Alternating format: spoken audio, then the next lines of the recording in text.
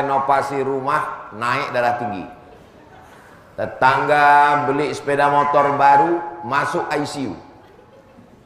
Tetangga pergi berangkat haji koma, untung tak titik meninggal. Maka bagaimana cara mengobati penyakit hasad ini? Ikut senang melihat kesenangan orang lain. Waktu berdoa di waktu malam, doakan orang yang dapat nikmat itu. Ya Allah, ini kawanku, tetanggaku dapat nikmat, jadikan rumahnya itu sebagai rumah yang didatangi tamu, sehingga menyambut tamu bertambah amalnya. Dia baru dapat motor baru, jadikan motornya itu sebagai alat transportasinya ikut pengajian. Dia dapat kebun sawit, jadikan kebunnya berkah, anaknya bisa sekolah. Maka saat kita mendoakan orang lain,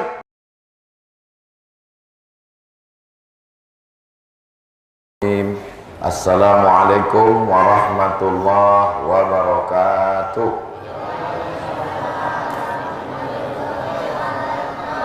Alhamdulillah, Allahumma salli ala sayyidina Muhammad wa ala ali sayyidina Muhammad. Ada orang yang menabung, dapat panen sawit ditabung, dapat panen karet ditabung, dapat usaha menangkap ikan ditabung. Kekumpullah tabungannya dalam setahun lebih kurang 100 juta. Mudah-mudahan Bapak Ibu semua dapat tabungan 100 juta. Amin. Dari bunyi aminnya macam tak yakin. Amin. Lalu kemudian ketika tabungan tadi dicek, diperiksa, tiba-tiba kata orang bank, duitnya habis semua, bocor. Kemana pergi tabungan saya ini, Bapak petugas bank? Kata orang bank, tabungan Bapak, tabungan Ibu kena jebol sama hacker di internet. Dijebolnya tabungan itu melalui nomor-nomor, akhirnya tabungan itu hilang sama sekali. Kira-kira kecewa atau tak kecewa? Begitulah amal kita sekarang. Amal sholat, amal puasa, amal zikir, amal sedekah, amal baca Quran, amal silaturahim. Sekarang ini kita sedang menabung amal. Lalu amal ini hilang disebabkan oleh 3 perbuatan. Jadi judul pengajian kita siang ini 3 perbuatan yang menghilangkan amal. Kira-kira bisa diingat? Belum saya sampaikan, mana yang ingat? 3 perbuatan yang menghilangkan amal. Perbuatan yang pertama yang menghilangkan amal adalah iyyakum wal hasada. Hati-hatilah kamu penyakit hasad. Fa innal hasada, karena hasad itu yakulul hasanat, menghilangkan semua amal, kama takulun narul hatab, sebagaimana api memakan kayu bakar.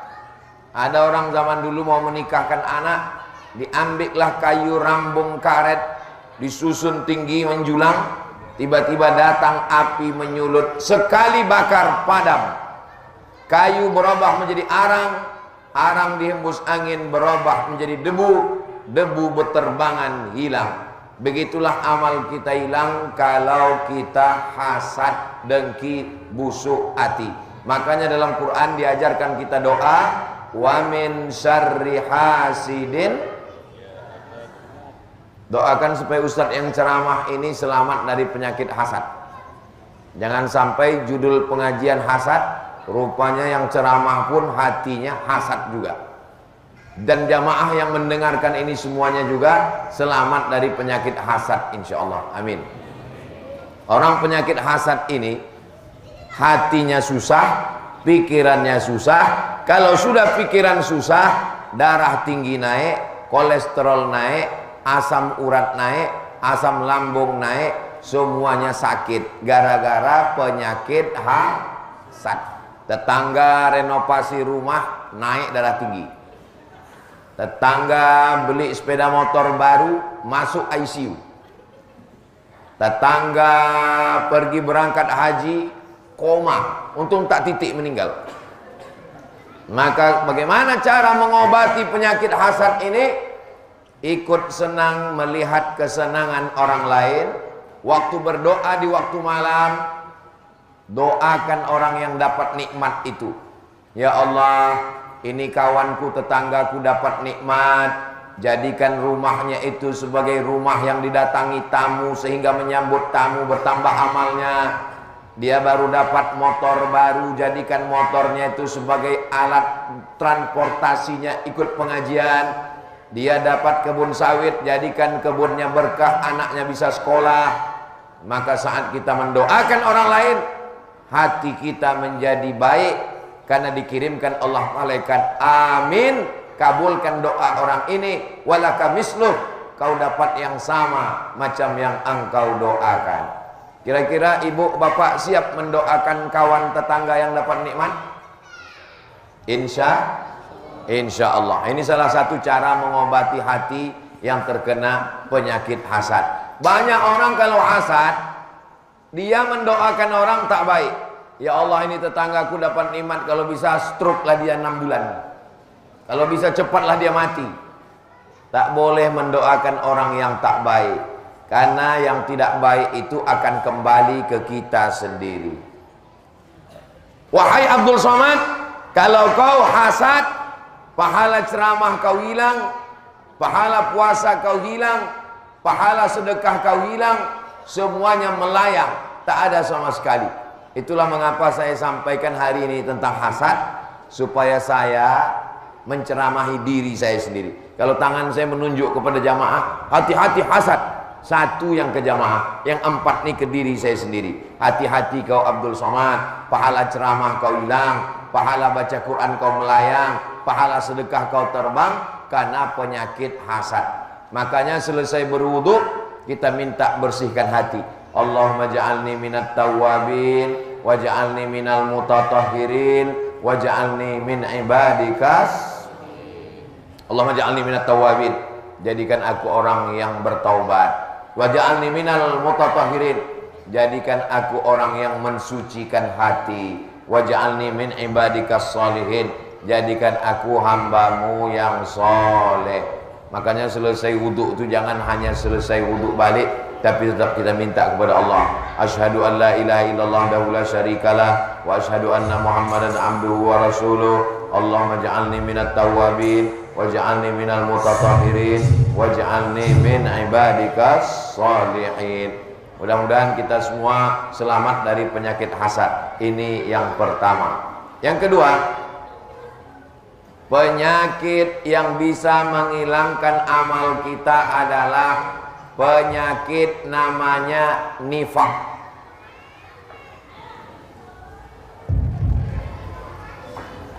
Hebatnya masjid kita ini, yang mau dibahas 3, setiap satu pembahasan 1 mic. Itu pula dia. Dari tadi malam. Masalah hasad 1 mic. Masalah hasad 1 mic. Ini masuk ke yang kedua 1 mic. Ini yang ketiga nanti 1 mic. Hebat memang air joman ini, luar biasa. Saya sangka malam aja yang mic-nya ganti-ganti. Siang pun berganti juga rupanya.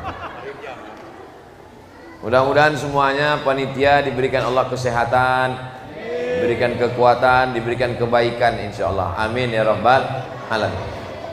Yang pertama hasad. Yang kedua itu adalah namanya penyakit nifaq. Nama orang yang kena penyakit itu munafik. Nama penyakitnya nifaq. Akan datang, yang udah dibagi-bagi aja. Akan datang, apapun acaranya di masjid, Maulid Nabi, Isra Mi'raj, Nuzul Quran, Jangan bagi makanan waktu ustadz sedang ceramah. Ini anggap saya ini bukan ustadz yang diundang. Saya ini orang air joman yang balik kampung. Jadi tak masalah. Nah, ini anggap aja keluarga bagi. Bayangkan kalian mengundang ustadz dari Jakarta, diundang ustadz dari Medan, ustadz kondang, ustadz hebat, ustadz besar. Pas dia sedang ceramah, kalian bagilah kuih. Itu kurang baik. Nah, kalau saya tak masalah, karena saya bukan ustadz undangan. Saya ini orang kampung yang sedang balik ke kampung halamannya, berjumpa keluarganya, tak masalah. Kecuali kalau saya ustadz yang diundang menyampaikan tausiah, panitia membagi, itu saya amuk itu. Nah, kalau ini sudah dibagi, bagi tak apa-apa. Akan datang itu etikanya, adabnya. Kalau ustadz sedang ceramah, tak usah dibagi. Kalau mau bagi, sebelum ceramah atau sesudah ceramah. Makanya biasanya dulu waktu saya kecil ada acara Isra Mi'raj, Nuzul Quran, Maulid Nabi, itu biasanya acara sambutan. Nah, waktu sambutan itulah dikasih Pak Ketua Masjid sambutan, jamaah berdoa yang lah dago. Nah, jadi nanti waktu ceramah itu orang sudah fokus mendengar. Ini bukan saya marah, tidak. Ini pelajaran kita untuk akan datang. Kalau kita buat acara wirid yasin, maulid nabi, Isra Mi'raj, Nuzul Quran, begitu cara membaginya. Bisa? Insya Allah. Yang sekarang ini yang udah dibagi, dimakan. Yang pula ditengok meniti air liur nanti. Kuih yang udah dibagi itu dikunyah lah. Nah, tak masalah. Ini sekedar informasi saja. Sampai mana tadi? Penyakit yang kedua? Munafik. Orang munafik amalnya hangus. Innal munafiqina fid darkil asfali minan nar. Orang yang munafik maka letaknya di neraka yang paling bawah. Jadi neraka itu apinya di bawah, lantai 1, lantai 2, lantai 3, lantai 4, lantai 5, lantai 6, lantai 7. Yang paling bawah, yang paling dekat dengan api. Orang munafik nerakanya yang paling bawah, yang paling panas, yang paling hancur, yang paling hajab. Mudah-mudahan Allah menyelamatkan kita dari sifat munafik. Orang munafik sifatnya 3. Idza haddasa kazaba, kalau bicara bohong. Wa idza wa'ada akhlafa, kalau berjanji ingkar. Wa idza tumina khana, kalau diberi amanah berkhianat. Apa isi ceramah Ustaz Somad tadi?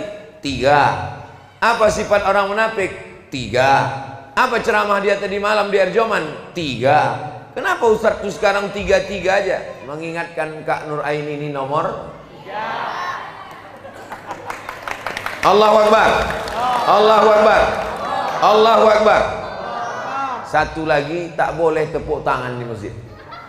Nah, jadi kalau nampak nanti orang udah mau agak tepuk, itu langsung takbir kita. Nah, kalau nampak langsung bertakbir Allahu Akbar. Nah, tak jadi. Nah, supaya apa? Supaya orang tahu. Ditanya orang, diundanglah Ustadz kondang dari Jakarta datang ke Air Joman. Tiba-tiba Ustadz Habib itu ditanyanya, ini Air Joman? Iya. Kampung Ustadz Somad ini kan? Iya. Tak dikasih tahu Ustadz Somad. Udah dikasih tahu, udah disampai semua insya Allah. Tidak hanya untuk Air Joman, untuk Asahan, untuk Sumatera Utara, untuk Indonesia. Karena tausiah saya ini direkam dan nanti bisa ditonton ulang di channel Ustadz Abdul Somad Official. Jangan lupa subscribe, like, share, and comment. Mudah-mudahan ibu, bapak, adik, abang, kakak semuanya selamat dari sifat munafik. Dan Ustadz Somad yang ceramah ini juga selamat dari sifat munafik insyaallah. Amin ya rabbal alamin. Munafik disebut bermuka dua. Di depan kita lain, di belakang lain. Mukanya dua. Munafik juga disebut dengan lain di bibir, lain di hati. Tapi kalau saya tengok jamaah ini orangnya tulus-tulus, ikhlas-ikhlas semua. Tadi di rumah bapak tokoh masyarakat berkumpul, datang kemari berkumpul, orangnya itu juga, shortnya pun itu juga. Orangnya baik-baik, ikhlas-ikhlas. Mudah-mudahan anak-anaknya juga semua anak yang soleh-soleh semua insya Allah. Yang pertama yang merusak amal hasad, yang kedua munafik, yang paling keras, yang paling dahsyat nomor 3. Inilah dia kafir. Makanya yang paling mengerikan itu adalah orang beriman, setelah beriman dia jadi kafir, namanya murtad. La yahillu damu mri'in muslim illa bi ihda salas. Darah orang Islam halal ditumpahkan, dipancung kepalanya kalau melakukan 3. Yang pertama, at-tariku lidini, murtad. Orang yang murtad hukumnya dihukum pancung mati. Kalau ada orang murtad, tangkap, pancung kepalanya, mati. Yang kedua, as-sayyibuz zani, pezina, sudah menikah, sudah berbini, sudah berlaki, berzina, ditanam badannya setengah, dilempar batu sampai mati. Yang ketiga, an-naqsu bin naqsi, pembunuh. Dalam Islam pembunuh juga dihukum mati.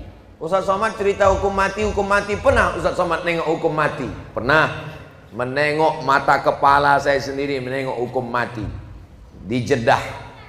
Nama masjidnya Masjid Qisas. Masjid apa namanya? Masjid Qisas. Duduknya macam duduk tasyahud, tangannya diikat ke belakang, tengkuk bajunya dimundurkan, kepala ditundukkan, dipancung kepala. Bunyinya macam batu yang dilaga. Muncrat darah tuh macam air keran yang dilepas, disemprotkan. Bergelinding kepala tuh jatuh. 2 kepala, kepala saya ini, mata saya ini pernah menengok 2 kepala bergelinding. Pancung satu, pup, tumbang. Panggil satu lagi, pup, tumbang. Habis itu pulang saya ke hotel, 2 hari saya tak lalu makan. Menengok kepala bergelinding, dipotong dengan mata kepala sendiri. Jadi yang 3 ini halal darahnya. Yang pertama, orang yang murtad. Yang kedua, orang berzina. Yang ketiga, pembunuh. Dalam Islam dihukum mati. Pembunuh dihukum masuk penjara. Enak kali dia, tak kerja, makan tidur dikeluarkan. Kita sudah kehilangan keluarga. Mudah-mudahan Allah menyelamatkan dari kita asahan air joman, dari pembunuhan, dari perzinahan, dari perbuatan murtad. Anak cucu kita semuanya dalam akidah la ilaha illallah Muhammadur Rasulullah sallallahu alaihi wasallam. Makanya anak-anak kita malam Jumat diajak bertahlil, afdaluz zikri fa'lam annahu la ilaha illallah. Masukkan ke pondok pesantren. Ada pondok pesantren di Air Joman? Masukkan ke pondok pesantren Darul Ulum. Saya dulu masuk pesantren Darul Ulum, tapi tak tamat, cuma 2 tahun. Lalu adik saya pun masuk Darul Ulum, Kisaran, masuk. Di Silau pun ada pondok pesantren Ustadz Faisal, alumni dari Yaman, Tarim Hadramaut, masukkan ke pondok pesantren. 6 tahun tamat, tidak ada tawar-menawar. Yang boleh di rumah anak keponakan saya cuman TK sama SD. TK boleh, SD boleh. Adapun SMP, SMA wajib pesantren. Siapa yang bisa mengawal internet yang merusak anak kita di internet? Liberal, sekuler, ateis, komunis, feminis, macam-macam aliran-aliran. Tontonan, karton, LGBT, maksiat, dosa, sinetron, drama Korea. Nauzubillah. Mudah-mudahan Allah menyelamatkan anak-anak kita ini sampai hari kiamat menjadi anak-anak yang soleh dan solihah insyaallah. Amin ya rabbal. Saya dalam memperbaiki umat ini berceramah sudah, jadi dosen sudah, jadi guru sudah, pengajian ibu-ibu sore sudah, pengajian bapak-bapak malam sudah, tablik akbar di stadion sudah. Tapi yang paling efektif memperbaiki jamaah adalah melalui peraturan daerah di legislatif anggota DPR. Efektif sekali. Anak-anak yang tamat SD tidak diterima di SMP kalau tidak punya ijazah MDA ibtidaiyah. Kira-kira ibu bapak kalau ada peraturan begitu suka atau tak suka? Anak taman SD tidak diterima di SMP kalau tidak ada ijazah ibtidaiyah. Tujuannya supaya apa? Supaya anak-anak bisa baca Quran.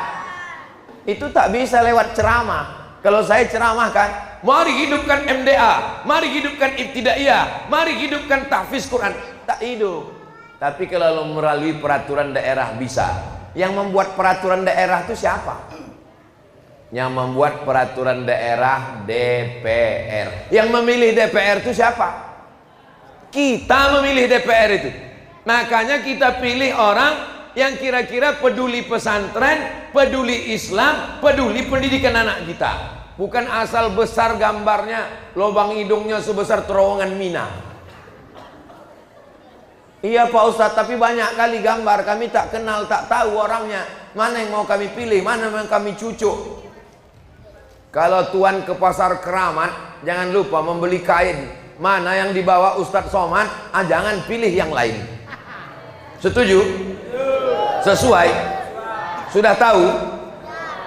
Bapak Ibu yang dimuliakan Allah Subhanahu wa taala, saya tidak ikut mencalonkan diri. Saya bukan orang politik. Tapi kawan saya, sahabat saya, kenalan saya tanya, kau kan hebat kau politik, ya, maju mencalon. Kakak, abang, siapa yang mau kalian mencalon? Nanti ku bawa keliling tablik akbar, biar tahu jamaah. Jangan sampai jamaah ini mengaji di masjid baik, tapi waktu mencoblos, mencucuk, tak tahu dia siapa yang mau dipilih. Akhirnya di antara semua sepupu, abang, kakak, adik, keluarga saya, satulah yang siap. Siapa yang siap? Kata Kak Ani, aku insya Allah siap. Jamaah yang udah kenal, alhamdulillah. Bagi yang belum, berdiri dulu Kak Ani, biar nampak oci-oci, ibu-ibu, opung-opung, nande-nande. Dulu Kak. Ini kakak saya, kakak sepupu saya, omaknya dengan omak saya adik beradik, namanya Hajah Nur Aini SHMH, nomor 3 dari partai PKS. Nanti tengok di kertas tuh, tengok untuk DPRD Kabupaten Asahan. Bisa diingat? Nomor berapa? Partainya apa? PKS, DPRD Asahan. Udah diambil bapak tuh gambar. Share Pak ke kawan-kawan, tetangga, jiran. Udah duduk balik Kak. Saya yang ada cuman DPRD Asahan. DPRD Sumatera Utara tak ada. DPR RI tak ada. Yang DPD, ini tim saya, tim Ustadz Abdul Somad yang berkeliling, yang menyurvei, yang menyusun jadwal, yang mengarahkan, itu semua. Saya tinggal duduk manis, duduk cantik aja, tidur. Bangun Ustadz ke masjid, saya sampai. Dialah yang menyusunnya semua. Tim Ustadz Abdul Somad, namanya Bang Darwis Halomuan. Berdiri dulu Bang Darwis biar nampak jamaah nih. Ini Bang Darwis namanya. Nanti tengok di kertas DPD nomor 6. Ingat nomor 6 Bang Darwis. Mana yang mana yang kawan Ustadz Somad kemarin? Kenapa tak nampak? Ini orangnya Bang Darwis. Cucuk terserah apa yang mau dicucuk. Lubang hidungnya, keningnya cucuk. Ini kawan Ustadz Somad kemarin. Bang Darwis. Bismillah. Insya Allah amanah. Orangnya baik. Mudah-mudahan disampaikan Allah niat baik semua ini insya Allah. Amin ya rabbal. Duduk balik Bang Darwis. Bapak Ibu yang dimuliakan Allah Subhanahu wa taala, itulah 3 yang disampaikan Ustadz Somad. Bisa diulang balik yang 3 tadi. Itu anak-anak, siapa yang bisa mengulang yang 3 tadi? Angkat tangan.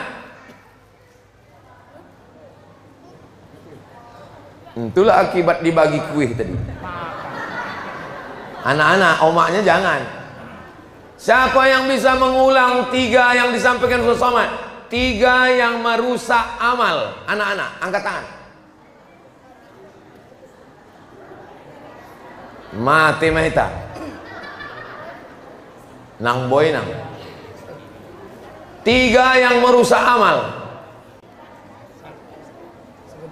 Beri. Kita dengarkan dulu 3 yang merusak amal. Siapa namanya? Hah? Alif Amirul. Alifnya aja begini, apa lagi bah?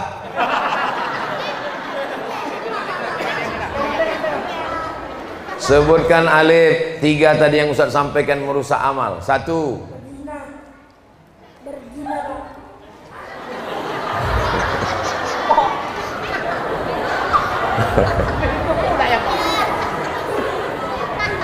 Alif.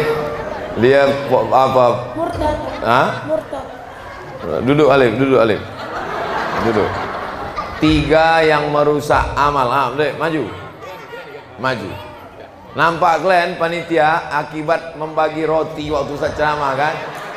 Tak fokus dia, itulah. Kasih mic.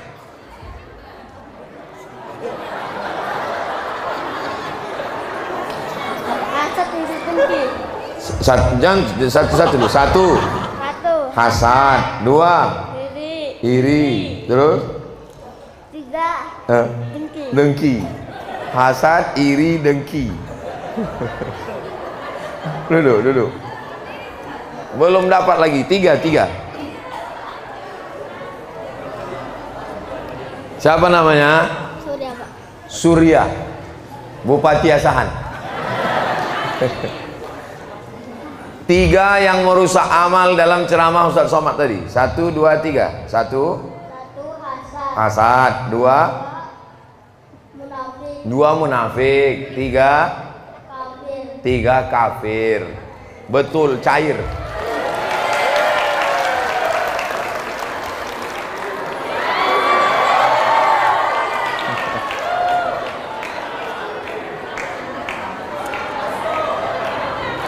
Yang 2 tuh walaupun salah maju juga, uang letih. Mana yang 2 tadi? Maju, naik ke atas. Mari 3 maju sini, 3 maju sini.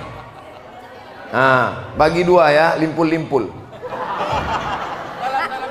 Tengok sana, berdiri. Tengok. Tengok sana.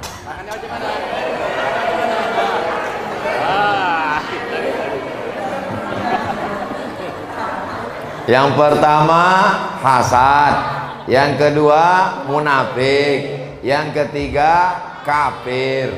Itu merusak amal. Mudah-mudahan selamat semuanya insyaallah. Amin ya rabbal. Amin. Duduk balik.